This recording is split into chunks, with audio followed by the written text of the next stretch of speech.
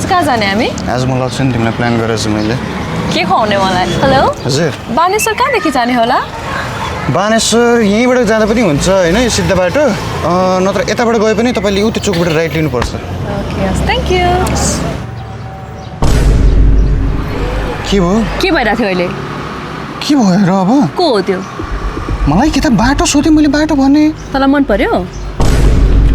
हो